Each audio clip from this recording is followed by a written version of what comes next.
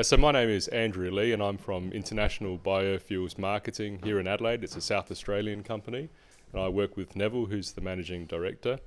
And IBFM is about biofuels. Specifically, we work more in the biomass section, which is the solids, whereas Jayant is more familiar with the biogases and the liquid biofuels. But biomass we work in is wood pellets, sustainable biomass wood pellets. And it's not very large in Australia. It's not as well known as it is in other parts of the world, such as in Europe. At one stage some years ago it was the largest form of renewable energy, higher than solar and wind, etc. But biomass wood pellets is mainly our specialty, although we work in the areas around that as well. Thanks, Andrew. Yes, I'm Neville Wills. I'm too low, sorry. I've been involved in this industry now for 12 years, almost from the outset of the biofuel revolution, particularly in the woody biomass. We commenced our operations actually in the UAE, where there was a need for water reclamation, and we started to introduce a plant called Arundo Donax into the area that would assist in the water reclamation from oil wells. And as that developed, we understood that there was a great deal of waste going to be developed from this giant bamboo, and we sent samples of that into the German market to see if there's any need for this type of product, which introduced us, I suppose, 12 years ago to the woody biomass market. We sent, I think, a few tons up by air and had it turned into pellets, and immediately got a good response from German companies who were at that stage starting to develop markets for wood pellets into the European market. Since then, we found out that fibrous type plants such as bamboo, palm waste, etc. were no good, and we moved our attention into the Vietnam area, where they had a different type of wood that would suit the purposes of the growing and ever demanding market, that was also becoming more specific in regard to what they want, the specifications. Since then, as you probably know, or you may not know, the specifications and requirements for wood pellets has grown significantly. It might look like cat litter or whatever you call it, but it's quite a complex little compound nowadays, and it is void of much cadmium, of chlorines, and a whole lot of other chemicals that can naturally be found in trees that are growing in forestation areas. We've refined that process, and now International Biofuels Marketing, I think, covers all the three stages, the three critical stages of this fuel development, from the sourcing of the material from sustainable forests in a sustainable way, to the design and development of factories that can produce it in a sustainable way, and in a way that will pass Japanese audits, because the Japanese biomass market will not buy fuels from anyone that's not complying with all the regulations that are required in the manufacture of the stuff. And we go right through into the marketing and sales of the of biomass through trading companies and directly to the power stations in Japan. So we cover that whole spectrum, so it's a fairly tall order, particularly if you're based in South Australia, and the requirement is to travel constantly, so you can imagine the last 12 months have been rather disruptive, to say the least. Did you want to move on to... Yeah, first round. I could talk forever, so you better take Yeah, this is Dr. Jayant Keskar. I have my own company called Enpro Envirotech Private Limited. So basically we provide sustainable solutions for water, wastewater, solid waste, as well as the energy related things. End of the day, what we look into is achieving sustainability by reducing the operating cost, as well as achieving carbon footprint reduction for the client. So these solutions are like, we try to integrate all those solutions together, and we have a diverse set of clients from agriculture industry, livestock industry, as well as supermarket, where as well as some other councils as well. So this is where I'm coming from. Good day, y'all. Thank you very much for joining us tonight, and thank you very much, Kuntal, to invite us along to share a little bit about ourselves and our perspective. My name is Ken Long. I'm usually wearing two hats at one time, even though I'm not wearing a hat physically right now, and I lack a lot of hair, so I'm extremely cold in this space. But the one hat that I wear is I guess traditionally you could call me a sustainability consultant for the built environment. So my background's in architecture. I'm not a practicing architect. So no one better ask me for any home designs or anything like that. My profession as a sustainability consultant is actually to guide clients, whether it's developers, builders, or even designers, architects, engineers, on how they can actually create sustainable solutions through the built environment. Now, sustainability in the built environment can mean a lot of things. It can mean energy, reduction of energy, making use of our climatic conditions in the best way possible. It can be water, it can be about waste, it can also be about materials. But the way that I like to look at it is improving creating a positive impact on people's lives. Like, for instance, who the fuck is cold in this room? Who's cold? There's definitely a lot of people cold because all y'all have jackets on. Well, that's why I'm not. Yeah, that's it's called thermal comfort, right? And Australian buildings are horrid in regards to thermal comfort. How do we make sure that y'all are living a very healthful life in the buildings that you occupy? That's my job, to make sure that that comes out. My other hat is as the chairperson of the Adelaide Sustainable Building Network. Now, this is an advocacy organization, so we like to create an interface between the general public and the professions to realize what does it actually take to create sustainable, but now also regenerative buildings, because language is really important, right? And when you hear sustainability, sometimes, as Kuntal has already said, we need to actually hit the heart with the message around how do we improve conditions for our environment and also for ourselves, very selfishly. So when someone asks you, do you have a sustainable relationship with your partner, do you think that's a positive thing? Right? So as the language also changes around, like, how do we go into the future, the ASBN is also trying to showcase that there's an opportunity to look at the future as how do we create regenerative outcomes. That means always creating a positive impact through all the decisions that are made, whether it's through the cities that we create, the roads that we create, the bridges, the offices, the libraries, or the homes. Holy shit, like, that's actually more like a 30-minute conversation. So, like, just from a quick,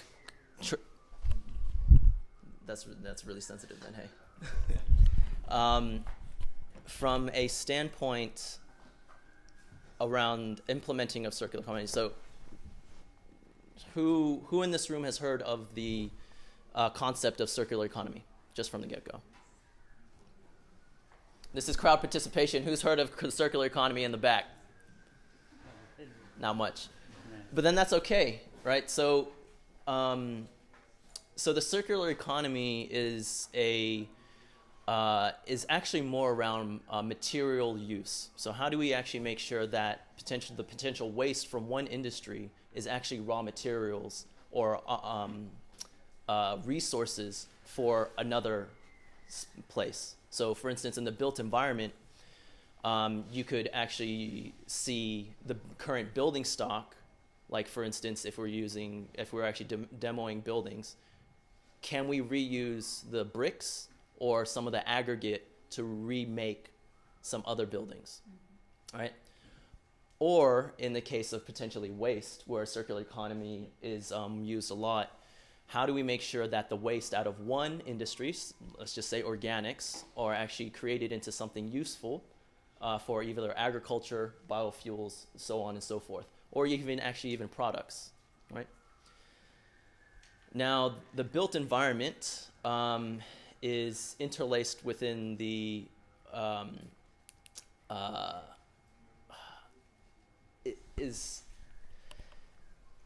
has its hand in the pie of like a lot of different areas, right? So it's getting resources to actually build, but then it actually creates waste. So if the built environment is actually going to play any part in the realm of circular economy, it actually comes down to, one, understanding the life cycle of a building, seeing how long it will actually stand, but at the same time having a roadmap of how to utilize those buildings after its life. Now, at the moment, almost no country has this right. It's something that's really in development. So when you hear things around prefabricated buildings, so you can actually quite literally take the wall off or the windows off and then maybe safeguard it and put it into another building, that becomes opportunities. And when we're going into a more resource scarce environment, and in terms of like global trade and things of that nature, to be able to protect our ecosystems, then that becomes the imperative. The built environment right now is that there's a really long way to go in regards to the circular economy. Okay. But that doesn't mean that it is something that we just wipe our hands. Demo yard, like for instance, there's a lot of various. Can you name some demo yards in Adelaide so people can know? Have you ever heard of Royal Salvage? No. Yeah, so there's. See, come again?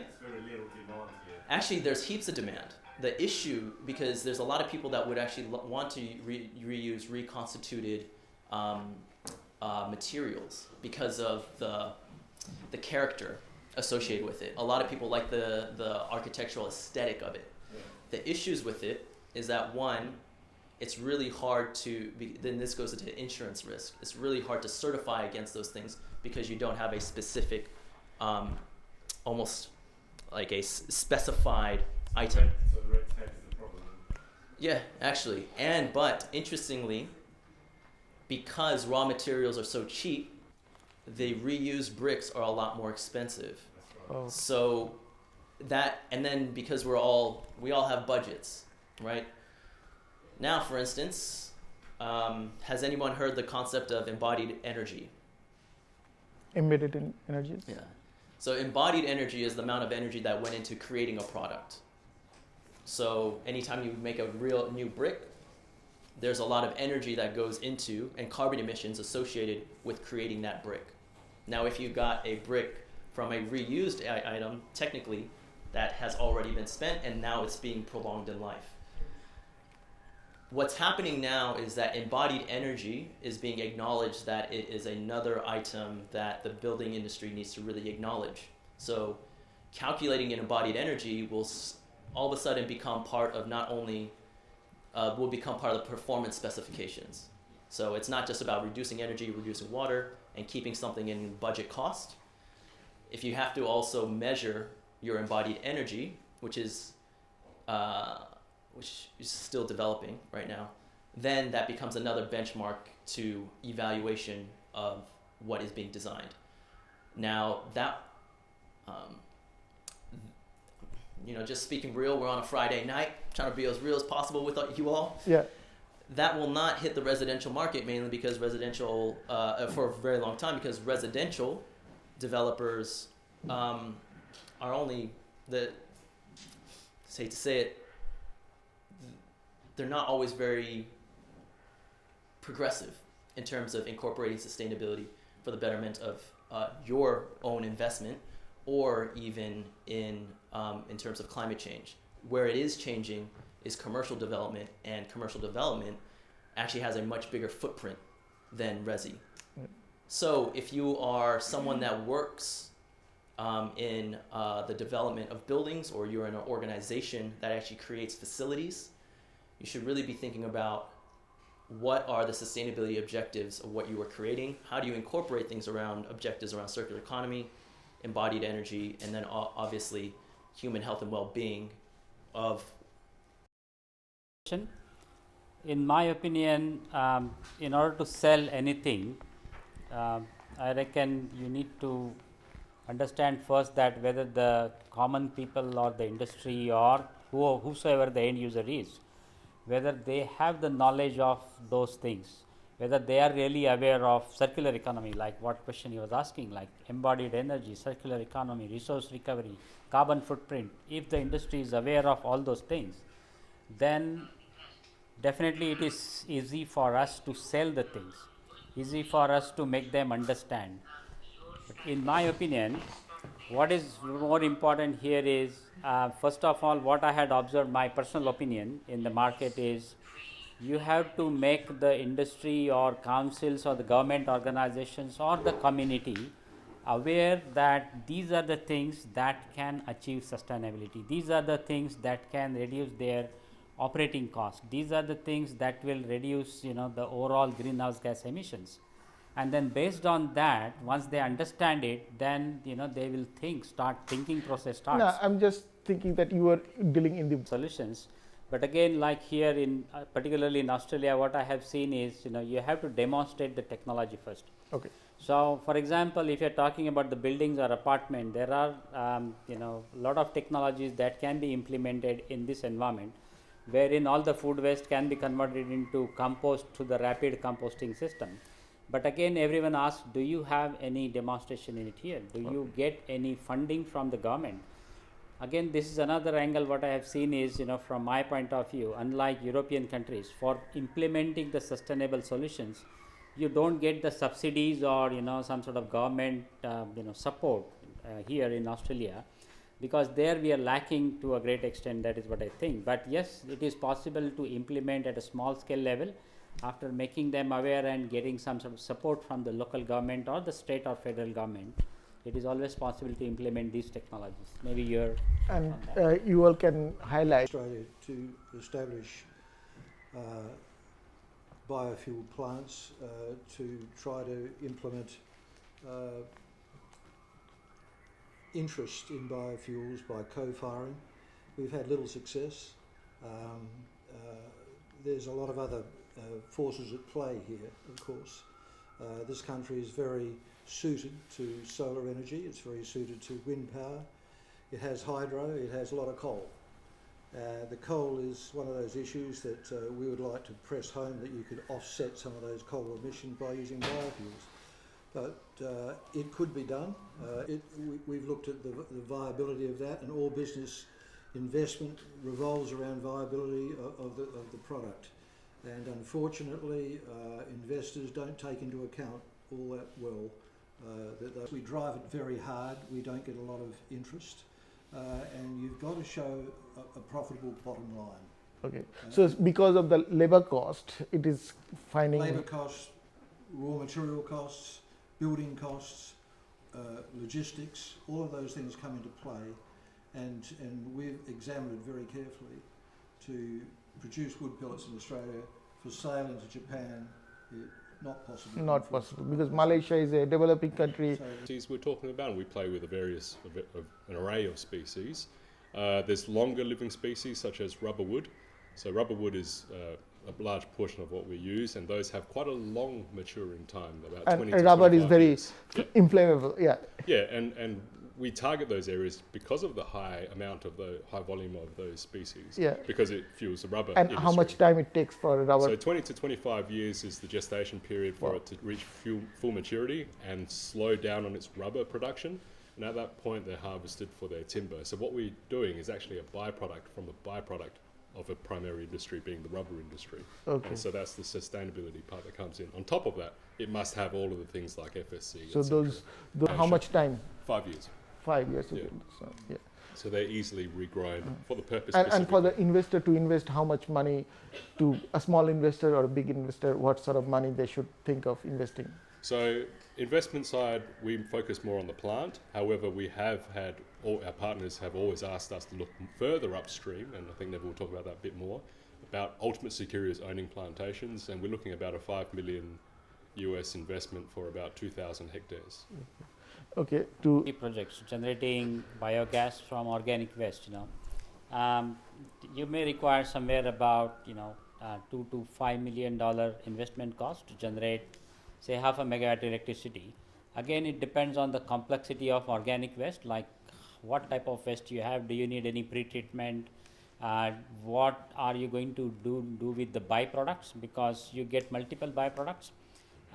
So depending on the value of the byproducts, for example, you get energy in the form of electricity, you get heat energy, you get the digestate, which is used as a fertilizer. You also can get the carbon dioxide separated from biogas, which is particularly like 40% CO2 carbon dioxide.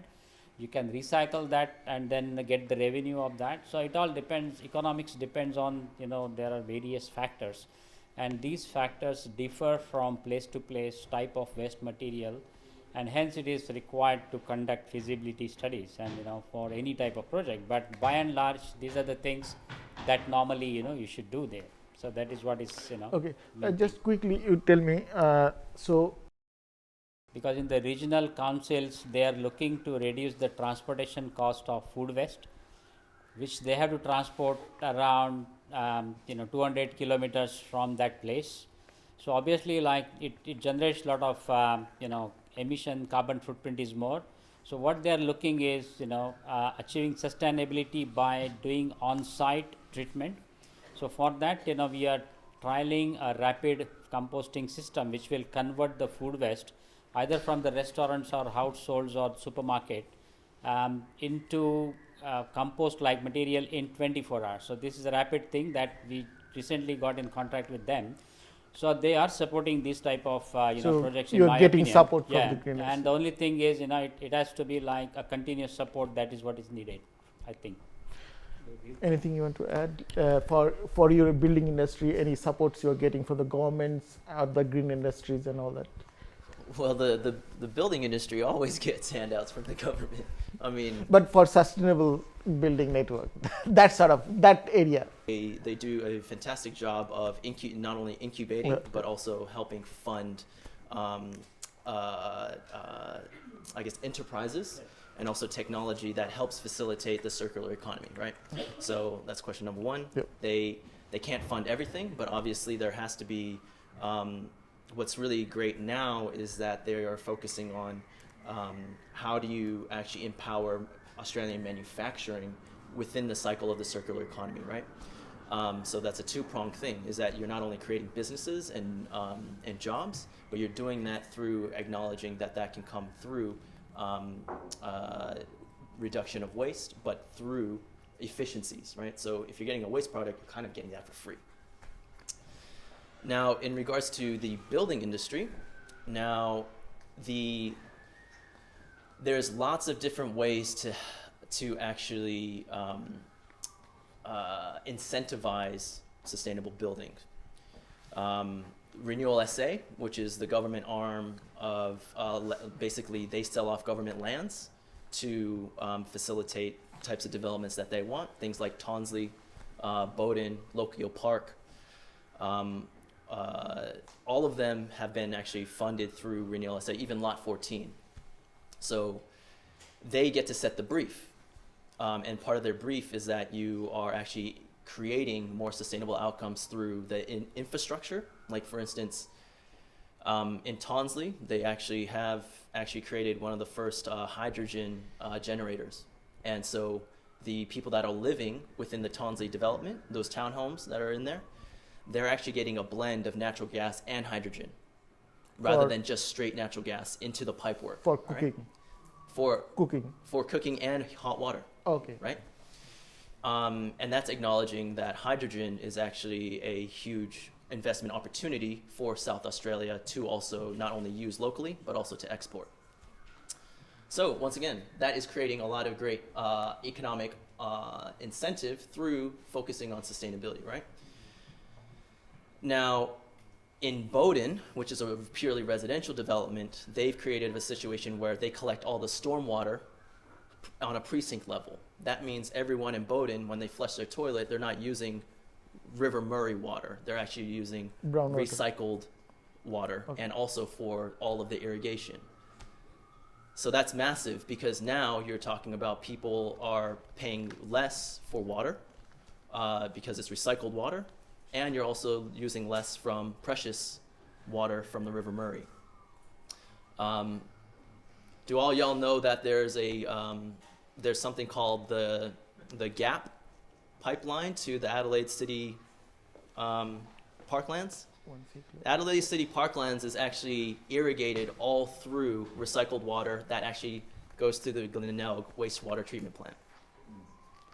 So once again, that is actually through incredible investment in infrastructure to make sure that there's sustainable outcomes. Now, when it comes down, and your last question around how does it affect us, right, in our homes? Everyone's going to tell you that a sustainable home costs more for you, right? But if I was going to tell you that me personally, I'll tell you a personal story, that I upgraded my stock standard developer townhome from something that would be getting whistles in the wind like this to a net zero energy ready home for only a 4% premium, but now I'm basically going to pay 0 energy bills. So effectively over a year, I save almost 1 or 2 months of mortgage payments just through reduction of my resource use. Now you go on to say what is actually the better investment, Okay. right? You're in a place that is thermally controlled, you save energy, Okay. and all that kind of stuff. Yep. So now it becomes, how do you actually communicate to end-use buyers what is actually in their best financial investment So the strategy? life cycle, it comes here. Correct. Yeah. So all I'm trying to highlight there is that sustainability creates economic opportunities through almost everything. Yep. And if we don't actually take on that opportunity, we're not only failing the environment, we're actually failing our own health, but also our own economic future. I think we can close this session in this positive note.